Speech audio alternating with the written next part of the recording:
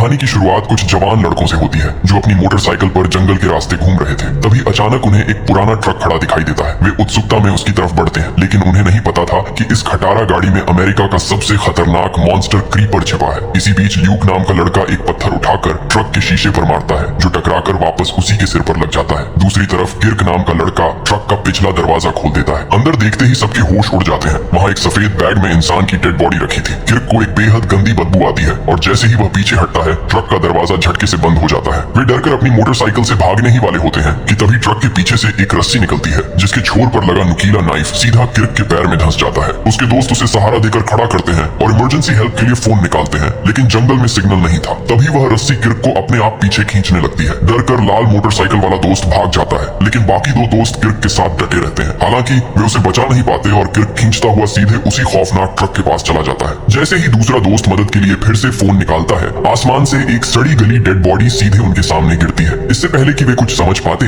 एक विशाल आदमखोर राक्षस अपने पंख फड़फड़ाता हुआ ट्रक की छत पर आ खड़ा होता है। उसे देखकर बाकी दोनों दोस्त भी भाग जाते हैं। क्रीपर नीचे उतरकर ट्रक का पिछला दरवाजा खोलता है और उसके हाथ में एक जादुई स्पीयर यानी भाला आ जाता है, जिसे वह देखकर वापस रख देता है। तभी उसे हवा में एक तेज इंसानी गंध आती है। वह अपनी स्मेलिंग पावर से किर्क के उस चौथे दोस्त को ढूंढ निकालता है जो पहले भागा था और उसे मार डालता है। यहाँ पता चलता है कि यह क्रीपर हर 23 साल में जागता है और लगातार 23 दिनों तक इंसानों का बेरहमी से शिकार करता है। कुछ समय बाद जब पुलिस को यह ट्रक मिलता है तो पिछला दरवाजा खोलने पर उन्हें अनगिनत लाशें और कंकाल मिलते हैं। तभी बारीकी से इन्वेस्टिगेशन करने के लिए एक ऑफिसर अपना हाथ अंदर डालता है तो अंदर लगा एक खतरनाक लोहे का जाल तेज स्पीड से उसके हाथ को जकड़ लेता है। इसी ट्रैप की वजह से बेकसूर लोग इस ट्रक में कैद होकर जान गंवा चुके थे। ये देखकर पुलिस चीफ डेविड बेहद निराश होता है। तभी वहाँ गवर्नमेंट द्वारा बनाई गई एक स्पेशल स्क्वाड पहुंचती है, जिसका लीडर कैप्टन डैन था। डैन और डेविड केस के बारे में सीरियस बातचीत कर रहे होते हैं और बाकी ऑफिसर्स ट्रक का दरवाजा खोलने में बिजी होते हैं। तभी अचानक ट्रक के अंदर से रस्सी से बंधा चाकू निकलता है, जिससे वहाँ खड़ी एक महिला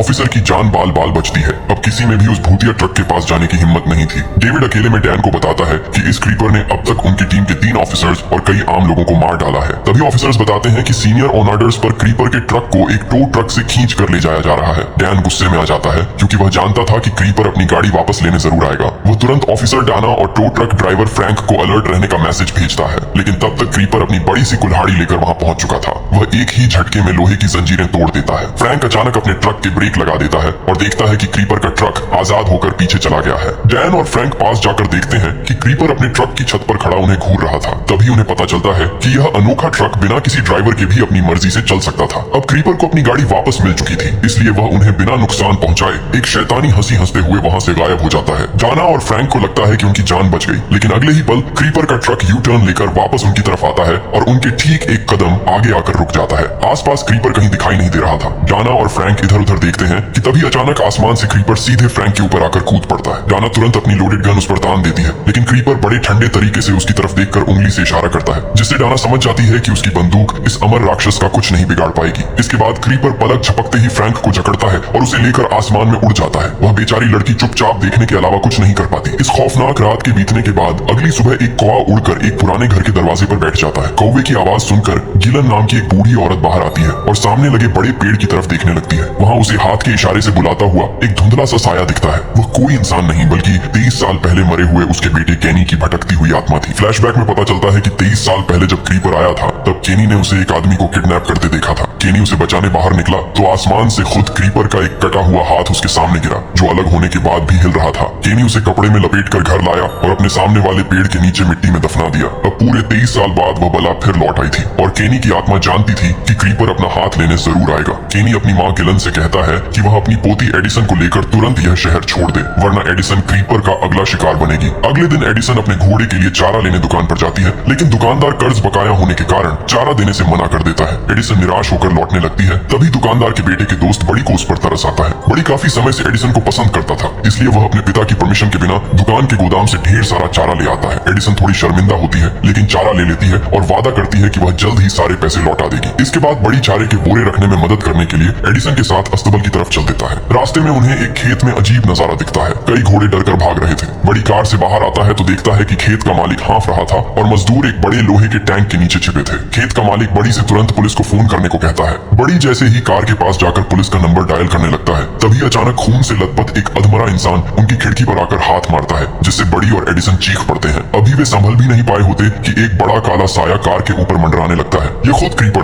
टैंक के नीचे छिपे मजदूरों को पकड़ने आया था। बड़ी और एडिसन को टैंक पलटने की तेज आवाज आती है और खिड़की से बाहर देखने पर पता चलता है कि क्रीपर उन मजदूरों को लेकर जा चुका है। बड़ी तुरंत अपने ट्रक को स्टार्ट करके भागने की सोचता है, लेकिन इंजन बार बार सेल्फ लेने पर भी स्टार्ट नहीं होता। तभी बिना किसी आहट के भयानक क्रीपर सीधे कार के बोनट के सामने आ खड़ा होता है। वह खुशी में इतनी जोर से चिल्लाता है कि उसकी आवाज के वाइब्रेशन से कार की खिड़की का कांच चकनाचूर हो जाता है। वह एक ही झटके में कार का दरवाजा तोड़ता है, गाड़ी पलट देता है और एडिसन को अपने मजबूत पंजों में दबोच लेता है। जब तक बड़ी को समझ आता, क्रीपर एडिसन को लेकर हवा में उड़ चुका था। वह एडिसन को तुरंत नहीं मारता, बल्कि अपने ट्रक के पिछले हिस्से में फेंक देता है और खुद अगले शिकार के लिए निकल जाता है। होश आने पर एडिसन वहाँ किर्क को देखती है, जो शुरुआत में घायल हुआ था। दोनों एक ही शहर के थे, इसलिए एक दूसरे को पहचान लेते हैं। वे क्रीपर के लौटने से पहले भागने का प्लान बनाते हैं। किर्क को पता था कि पिछला दरवाजा बाहर से लॉक है, इसीलिए वह सामने के दरवाजे से बाहर निकलने की सोचता है। लेकिन जैसे ही किर्क आगे बढ़कर सीट के पास लगे डोर हैंडल को छूता है, बगल के मैकेनिज्म से एक छुपा हुआ भाला बंदूक की गोली की रफ्तार से निकलता है और सीधा किर्क के सिर के आर पार हो जाता है। दूसरी तरफ एडिसन की दादी गिलन ने केनी की आत्मा की चेतावनी नहीं सुनी। वह पेड़ के पास जाकर जमीन खोदती है और क्रीपर के दबे हुए हाथ को बाहर निकाल लेती है। वह उसे लिविंग रूम की टेबल पर रखती है और देखती है कि 23 साल बाद भी वह हाथ हिल रहा था। गिलन घबराकर धीरे से अपना हाथ उसकी तरफ बढ़ाती है तो क्रीपर का हाथ फुर्ती से गिलन की कलाई पकड़ लेता है। गिलन चाहकर भी हाथ छुड़ा नहीं पाती और उस जादुई शक्ति से हवा में ऊपर उठने लगती है। उसकी आंखें सफेद हो जाती हैं और शरीर अजीब तरीके से मुड़ने लगता है। इसी बीच कैप्टन डैन और चीफ डेविड अपनी कमांडो टीम के साथ जंगल में क्रीपर को पकड़ने का प्लान बना रहे होते हैं। तभी उनकी टीम का मेंबर माइकल अपने मॉडिफाइड ट्रक पर वहां आता है, जिस पर एक शक्तिशाली मशीन गन फिट थी, जो 1 मिनट में 6000 राउंड फायर कर सकती थी। माइकल को पूरा भरोसा था कि वह इस वेपन से क्रीपर को मार देगा। सभी जवान इकट्ठे होकर जंगल में तलाश शुरू करते हैं। दूसरी ओर जब गिलन को होश आता है तो वह डैन और डेविड को घर बुलाती है। दरअसल हाथ छूने की वजह से टेलीपैथिक कनेक्शन से गिलन ने क्रीपर का पूरा पास्ट यानी उसकी असली कहानी देख ली थी। वह समझ गई थी कि यह क्रीपर कौन है और इस रूप में कैसे आया, लेकिन वह कहती है कि यह सच इतना खौफनाक है कि वह अपने मुंह से बयान नहीं कर सकती। डैन और डेविड उस पर ज्यादा प्रेशर नहीं डालते। फिसर खुद क्रीपर का रहस्य जानना चाहती थी, इसलिए वह डेविड के मना करने के बावजूद टेबल पर रखे उस हाथ को छूने का रिस्क ले लेती है। जैसे ही उसका हाथ स्पर्श होता है, क्रीपर का हाथ उसे भी जकड़ लेता है और वह ऑफिसर उसी सेकंड बेसुध होकर गिर पड़ती है। कैप्टन डैन यह सब देखकर चुप रहता है। ठीक उसी समय वायरलेस पर माइकल को खबर मिलती है कि हाईवे नंबर 9 पर एक कार पलटी है। वह समझ जाता है कि यह क्रीपर का काम है। यह सुनकर कैप्टन डैन भी एक्शन में आता है और क्रीपर को खत्म करने के अपने प्लान को पूरा करने का ऑर्डर देता है। इस बार माइकल का हैवी गन वाला ट्रक सबसे आगे था और डैन डेविड अपनी गाड़ी से उसके पीछे चल रहे थे। जल्द ही हाईवे नंबर 9 पर उन्हें क्रीपर का बदनाम ट्रक खड़ा दिखाई दे जाता है। उसे देखते ही चीफ डेविड गुस्से में अपनी गाड़ी की खिड़की से बाहर निकलकर सीधे क्रीपर के ट्रक के टायरों पर गोलियां चलाता है, लेकिन उसके टायर बुलेट प्रूफ थे। गोलियां टायरों से टकराकर रिबाउंड होती हैं और वापस आकर खुद उनकी अपनी गाड़ी के शीशों पर लग जाती हैं। हमला होते देख क्रीपर अपने ट्रक से एक बड़ा सा बम उनकी कार की तरफ छोड़ता है। कैप्टन डैन सही टाइम पर स्टीयरिंग मोड़कर गाड़ी को ब्लास्ट से बचा लेता है, लेकिन उस बम में एक एडवांस ट्रैकिंग सिस्टम लगा था, जिससे वह हवा में यू टर्न लेकर फिर कार की तरफ बढ़ने लगता है। इस बार डेविड राइफल से सीधे आते हुए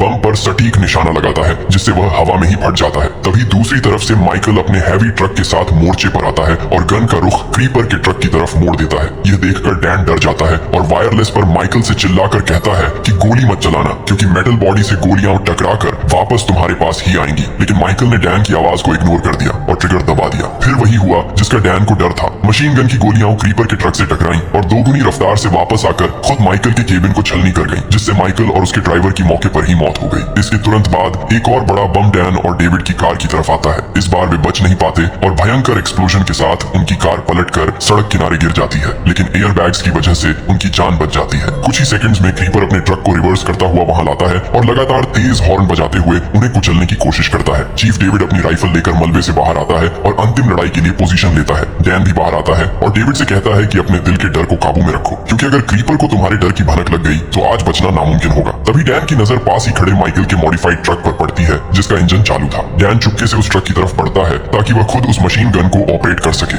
यहाँ सड़क पर क्रीपर अपनी कुल्हाड़ी लेकर स्लो मोशन में डेविड की तरफ बढ़ रहा था। डेविड पहला फायर करता है, लेकिन क्रीपर कुल्हाड़ी को ढाल बनाकर गोली रोक देता है। डेविड दूसरी गोली चलाता है जो सीधे क्रीपर के सिर पर लगती है और उसकी टोपी हवा में उड़ जाती है। इससे क्रीपर का गुस्सा बढ़ जाता है। डेविड जैसे ही तीसरी गोली लोड करने की कोशिश करता है, क्रीपर अपना एक छोटा खंजर हवा में फेंकता है। वह खंजर सीधा जाकर डेविड की राइफल की नली में फंस जाता है, जिससे उसकी राइफल जाम हो जाती है। अब डेविड के पास सेल्फ डिफेंस के लिए सिर्फ एक छोटी हैंडगन बची थी। क्रीपर जैसे ही डेविड को खत्म करने के लिए कुल्हाड़ी उठाता है, ठीक उसी आखिरी पल में कैप्टन डैन माइकल के ट्रक पर चढ़कर मशीन गन से क्रीपर को चैलेंज देता है। डैन की आवाज सुनकर क्रीपर का ध्यान डेविड से भटक जाता है, लेकिन तभी डैन के साथ धोखा होता है और वह स्पेशल गन अचानक जाम हो जाती है। मौका पाकर क्रीपर अपने विशाल पंख फड़फड़ाता है और हवा में उड़कर सीधे डैन पर झपटता है। डैन मुश्किल पल में अपनी पूरी ताकत लगाकर गन ठीक कर लेता है और उड़ते हुए क्रीपर पर गोलियों की बौछार कर देता है। गोलियों की बारिश से क्रीपर का पूरा शरीर लहूलुहान हो जाता है, लेकिन इस अमर राक्षस पर इतनी बड़ी गोलियों का भी असर नहीं होता। वह हवा से सीधे डैन के ऊपर लैंड करता है। दूर खड़ा डेविड देखता है कि क्रीपर ने अपनी तेज कुल्हाड़ी के एक ही वार से कैप्टन डैन का सिर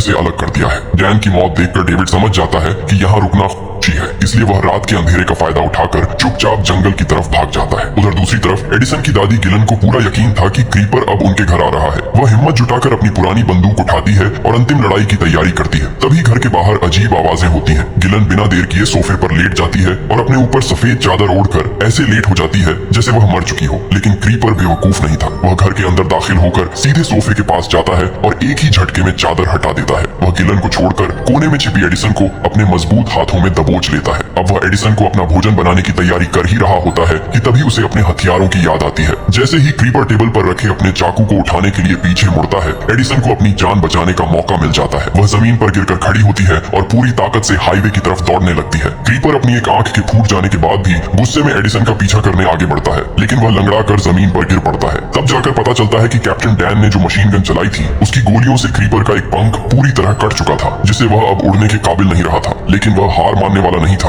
अब गुस्से से पागल क्रीपर अपनी रस्सी से बंधा चाकू उठाता है। चूंकि अब उसके पास केवल एक ही आंख बची थी, इसलिए भागते हुए टारगेट पर सटीक निशाना लगाना बेहद मुश्किल था। क्रीपर अपनी बची खुची ताकत से चाकू फेंकता है, लेकिन इस बार भी उसका निशाना चूक जाता है। क्रीपर अपनी भारी कुल्हाड़ी उठाता है और लंगड़ाते हुए उसकी तरफ तेजी से दौड़ने लगता है। अब जैसे ही वह एडिसन को पकड़ने के लिए हाथ बढ़ाता है, तभी अचानक सामने से आ रहा एक बड़ा तेज रफ्तार कमर्शियल ट्रक क्रीपर को जोरदार टक्कर मार देता है। इस अचानक हुए एक्सीडेंट की वजह से क्रीपर दूर जाकर गिरता है और एडिसन की जान चमत्कारिक रूप से बच जाती है। एडिसन बिना पीछे मुड़कर देखे सीधे हाईवे पर दौड़ती चली जाती है। उधर एक्सीडेंट के बाद क्रीपर किसी तरह खड़ा होता है और अपनी चोटों को ठीक करने के लिए उस ट्रक के ड्राइवर को बड़ी बेरहमी से मार डालता है, फिर अपनी हीलिंग पूरी करता है। इसके बाद वह गुस्से में सीधे एडिसन के घर पहुंचता है ताकि केनी के दफनाए गए उस कटे हुए हाथ को वापस ले सके। लेकिन जब वह पेड़ के पास जाता है तो उसे जमीन पर वह हाथ तो मिल जाता है, लेकिन उसके ठीक बगल में दादी गिलन ने उसके लिए एक नोट छोड़ा था। उस नोट पर लिखा था, मुझे पता है कि तुम क्या हो और तुम्हारा राज क्या है। इस चैलेंजिंग मैसेज को पढ़कर क्रीपर का गुस्सा 7वें आसमान पर पहुंच जाता है और वह चिढ़कर उस कटे हुए हाथ को अपने पैरों तले बुरी तरह कुचल देता है। अब चूंकि इंसानों का शिकार करने के